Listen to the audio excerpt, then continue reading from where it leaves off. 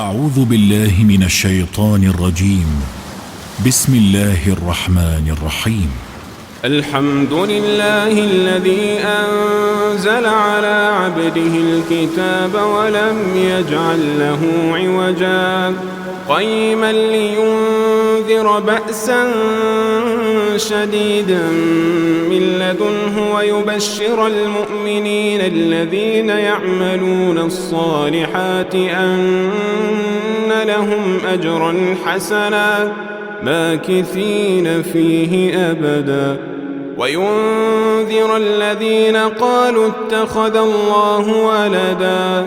ما لهم به من علم ولا لآبائهم كبرت كلمة تخرج من أفواههم إن يقولون إلا كذبا فلعلك باخع نفسك على آثارهم إن لم يؤمنوا بهذا الحديث أسفا إنا جعلنا ما على الأرض زينة لها لنبلوهم أيهم أحسن عملا وإنا لجاعلون ما عليها صعيدا جرزا أم حسبت أن أصحاب الكهف والرقيم كانوا من آياتنا عجبا إذ أوى الفتية إلى الكهف فقالوا ربنا آتنا من لدنك رحمة وهيئ لنا من أمرنا رشدا فضربنا على آذانهم في الكهف سنين عددا ثم بعثناهم لنعلم أي الحزبين أحصى لما لبثوا أمدا نحن نقص عليك نبأهم بالحق إنهم فتية آمنوا بربهم وزدناهم هدى وربطنا على قلوبهم إذ قاموا فقالوا ربنا رب السماوات والأرض لن ندعو من دونه إلها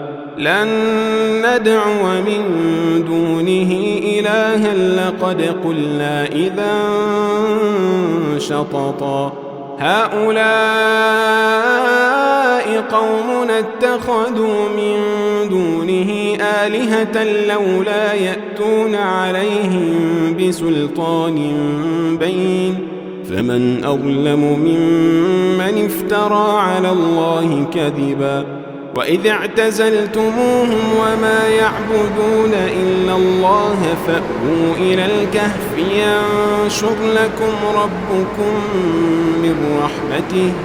ينشر لكم ربكم من رحمته ويهيئ لكم من أمركم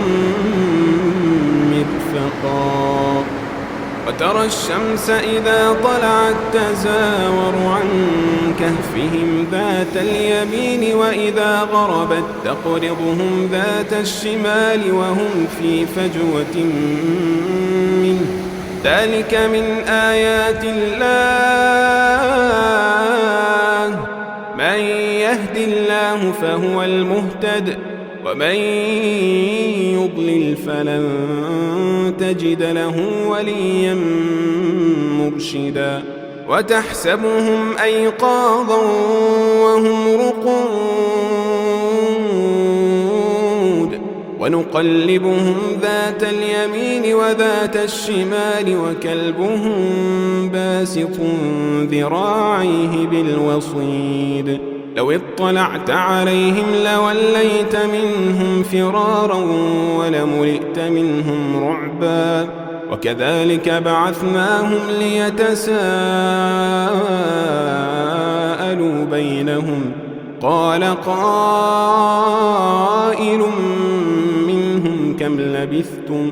قالوا لبثنا يوما أو بعض يوم قالوا ربكم أعلم بما لبثتم فابعثوا أحدكم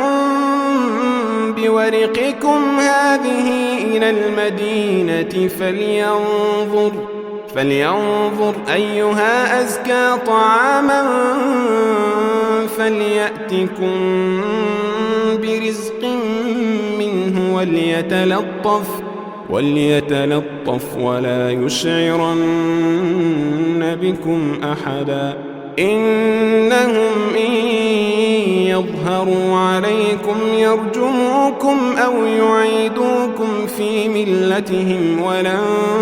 تفلحوا إذا أبدا وكذلك أعثرنا عليهم ليعلموا أن وعد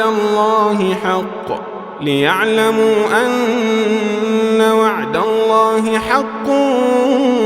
وأن الساعة لا ريب فيها إذ يتنازعون بينهم أمرهم فقالوا ابنوا عليهم بنيانا ربهم أعلم بهم قال الذين غلبوا على أمرهم لنتخذن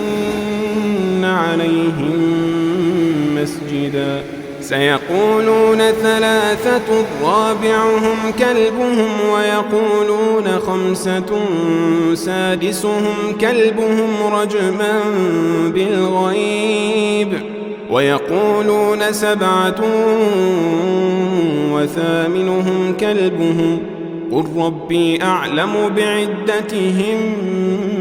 ما يعلمهم إلا قليل فلا تمار فيهم إلا مراء ظاهرا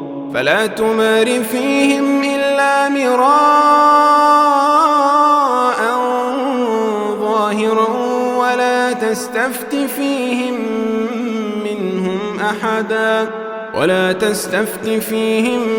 منهم أحدا ولا تقولن لشيء إني فاعل ذلك غدا إلا أن يشاء الله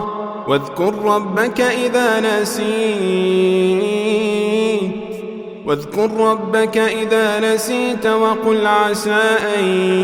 يهديني ربي لأقرب من هذا رشدا ولبثوا في كهفهم 300 سنين وازدادوا 9 قل الله أعلم بما لبثوا له غيب السماوات والأرض أبصر به وأسمع ما لهم من دونه من ولي ولا يشرك في حكمه أحدا واتل ما أوحي إليك من كتاب ربك لا مبدل لكلماته ولن تجد من دونه ملتحدا واصبر نفسك مع الذين يدعون ربهم بالغداة والعشي يريدون وجهه ولا تعد عيناك عنهم تريد زينة الحياة الدنيا ولا تطع من أغفلنا قلبه عن ذكرنا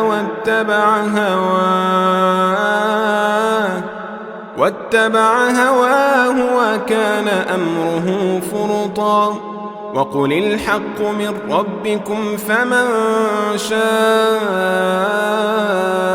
فليؤمن ومن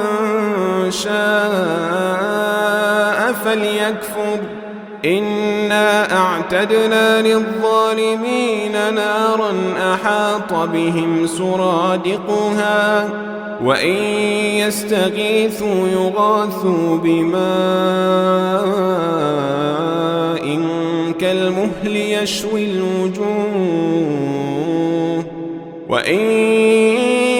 يستغيثوا يغاثوا بماء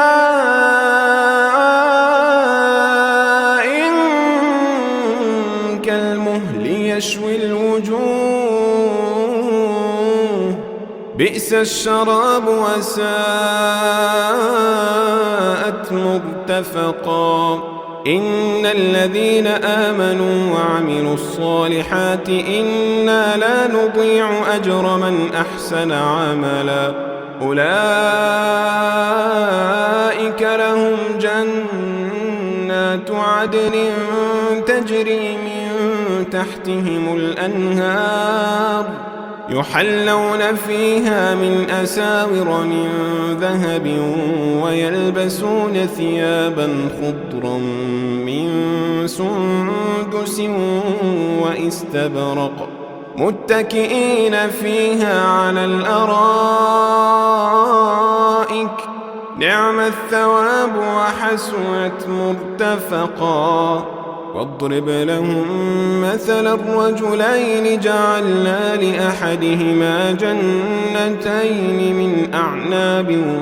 وحففناهما بنخل وجعلنا بينهما زرعا كلتا الجنتين آتت أكلها ولم تظلم منه شيئا وفجرنا خلالهما نهرا وكان له ثمر فقال لصاحبه وهو يحاوره أنا أكثر منك مالا وأعز نفرا ودخل جنته وهو ظالم لنفسه قال ما أظن أن تبيد هذه أبدا وما أظن الساعة قائمة ولئن رددت إلى ربي لأجدن خيرا منها منقلبا. قال له صاحبه وهو يحاوره أكفرت بالذي خلقك من تراب ثم من نطفة ثم سواك رجلا لكن هو الله ربي ولا أشرك بربي أحدا. ولولا إذ دخلت جنتك قلت ما شاء الله لا قوة إلا بالله إن ترني أنا أقل منك مالا وولدا فعسى ربي أن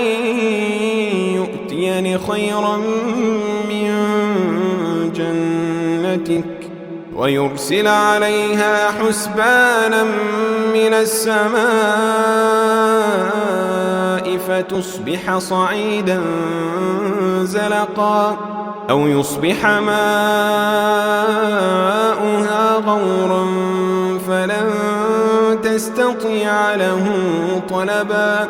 وأحيط بثمره فأصبح يقلب كفيه على ما أنفق فيها وهي خاوية على عروشها ويقول يا ليتني لم أشرك بربي أحدا ولم تكن له فئة ينصرونه من دون الله وما كان منتصرا. هنالك الولاية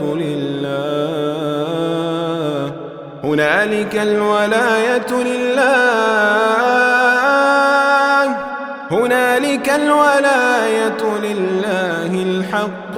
هو خير ثوابا وخير عقبا. واضرب لهم مثل الحياة الدنيا كماء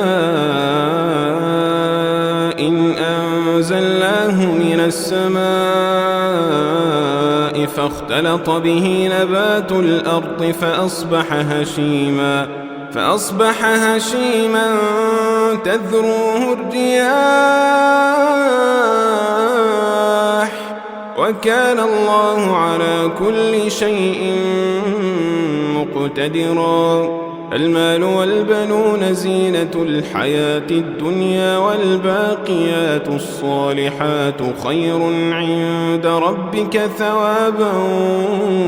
وخير أملا. ويوم نسير الجبال وترى الأرض بارزة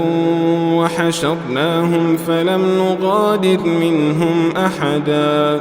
وعرضوا على ربك صفا لقد جئتمونا كما خلقناكم أول مرة بل زعمتم أن لن نجعل لكم موعدا ووضع الكتاب فترى المجرمين مشفقين مما فيه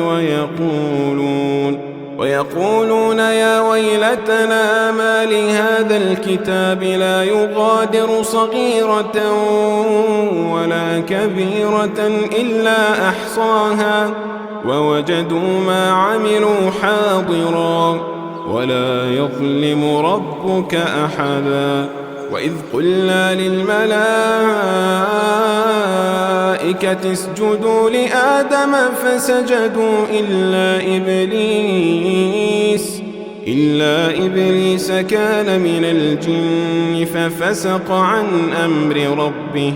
أفتتخذونه وذريته أولياء من دوني وهم لكم عدو بئس للظالمين بدلا ما أشهدتهم خلق السماوات والأرض ولا خلق أنفسهم وما كنت متخذ المضلين عضدا ويوم يقول نادوا شركائي الذين زعمتم فدعوهم فلم يستجيبوا لهم وجعلنا بينهم موبقا رأى المجرمون النار فظنوا أنهم مواقعوها ولم يجدوا عنها مصرفا ولقد صرفنا في هذا القرآن للناس من كل مثل وكان الإنسان أكثر شيء جدلا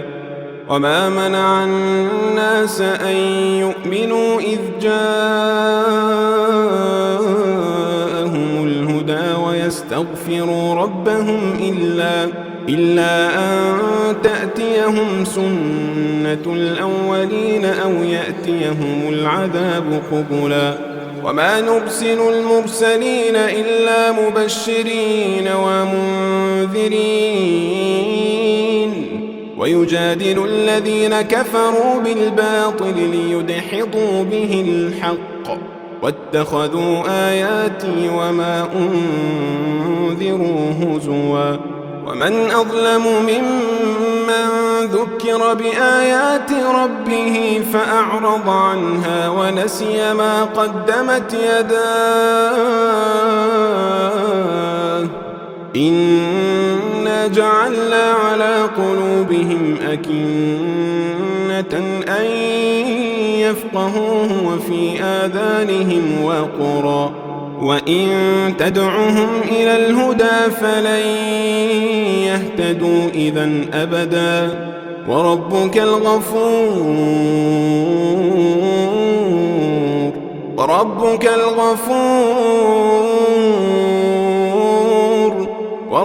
الغفور ذو الرحمة لو يؤاخذهم بما كسبوا لعجل لهم العذاب بل لهم موعد لن يجدوا من دونه موئلا وتلك القرى أهلكناهم لما ظلموا وجعلنا لمهلكهم موعدا وإذ قال موسى لفتاه لا أبرح حتى أبلغ مجمع البحرين أو أمضي حقبا فلما بلغا مجمع بينهما نسيا حوتهما فاتخذ سبيله في البحر سربا فلما جاوزا قال لفتاه آتنا غداءنا لقد لقينا من سفرنا هذا نصبا قال أرأيت إذ أوينا إلى الصخرة فإني نسيت الحوت وما أنسانيه إلا الشيطان أن أذكره واتخذ سبيله في البحر عجبا قال ذلك ما كنا نبغ فارتدا على آثارهما قصصا فوجدا عبدا من عبادنا آتيناه رحمة من عندنا وعلمناه من لدنا علما قال له موسى هل أتبعك على أن تعلمني مما علمت رشدا قال إنك لن تستطيع معي صبرا وكيف تصبر على ما لم تحط به خبرا قال ستجدني إن شاء الله صابرا ولا أعصي لك أمرا قال فإن اتبعتني فلا تسألني عن شيء حتى أحدث لك منه ذكرا فانطلقا حتى إذا ركبا في السفينة خرقها قال أخرقتها لتغرق أهلها لقد جئت شيئا إمرا قال ألم أقل إنك لن تستطيع معي صبرا قال لا تؤاخذني بما نسيت ولا ترهقني من أمري عسرا فانطلقا حتى إذا لقيا غلاما فقتله قال أقتلت نفسا زكية بغير نفس لقد جئت شيئا نكرا قال ألم أقل لك إنك لن تستطيع معي صبرا قال إن سألتك عن شيء بعدها فلا تصاحبني قد بلغت من لدني عذرا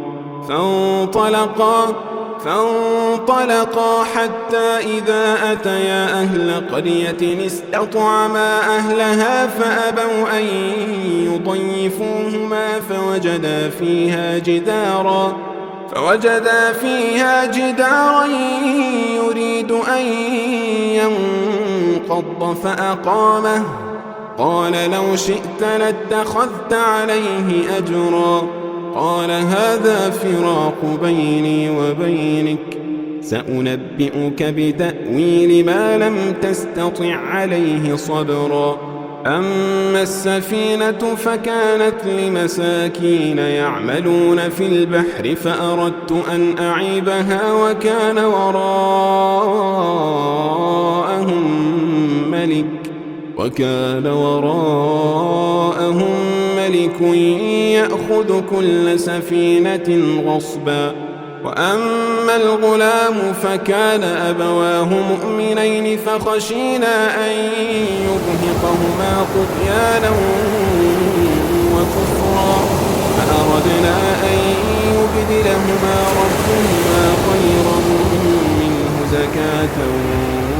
وأقرب رحما وأما الجدار فكان لغلامين يتيمين في المدينة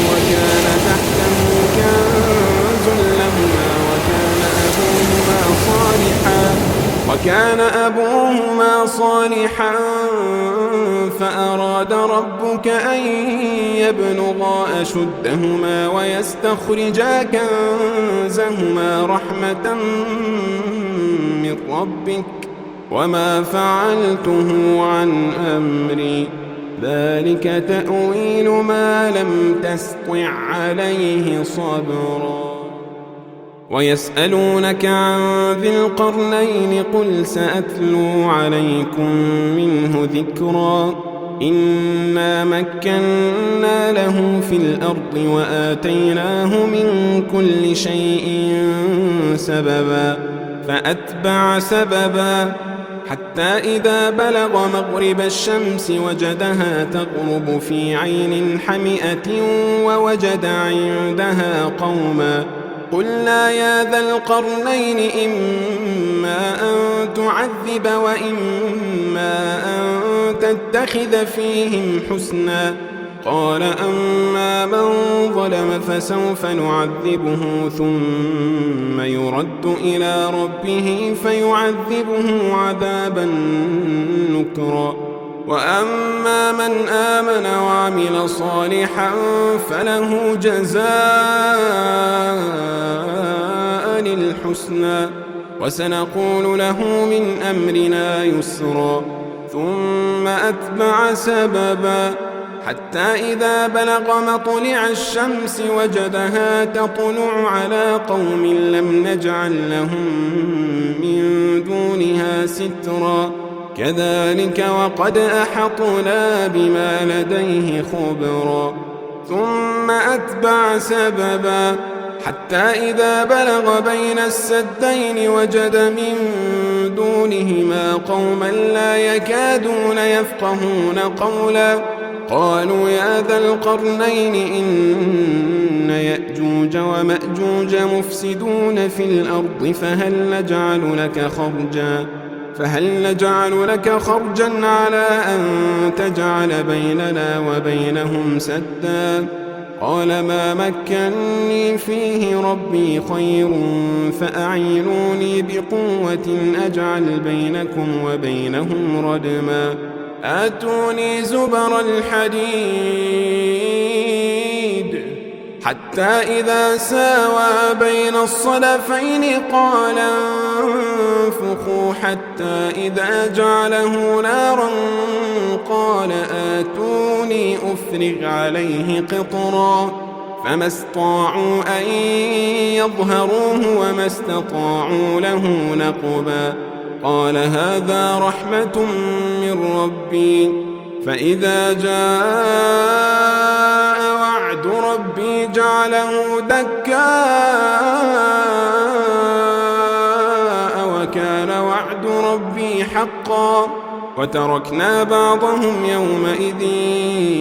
يموج في بعض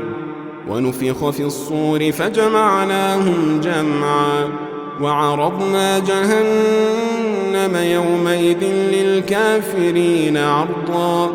الذين كانت أعينهم في غطاء عن ذكري وكانوا لا يستطيعون سمعا أفحسب الذين كفروا أن يتخذوا عبادي من دوني أولياء إنا أعتدنا جهنم للكافرين نزلا قل هل ننبئكم بالأخسرين أعمالا الذين ضل سعيهم في الحياة الدنيا وهم يحسبون أنهم يحسنون صنعا أولئك الذين كفروا بآيات ربهم ولقائه فحبطت أعمالهم فلا نقيم لهم يوم القيامة وزنا ذلك جزاؤهم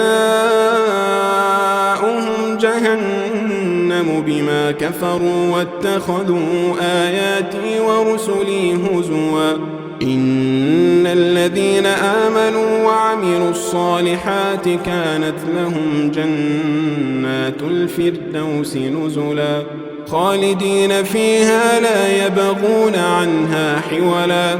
قل لو كان البحر مدادا لكلمات ربي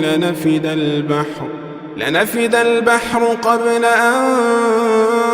تنفد كلمات ربي ولو جئنا بمثله مددا قل إنما أنا بشر مثلكم يوحى إلي أنما إلهكم إله واحد فمن كان يرجو لقاء ربه فليعمل عملا صالحا ولا يشرك بعبادة ربه أحدا.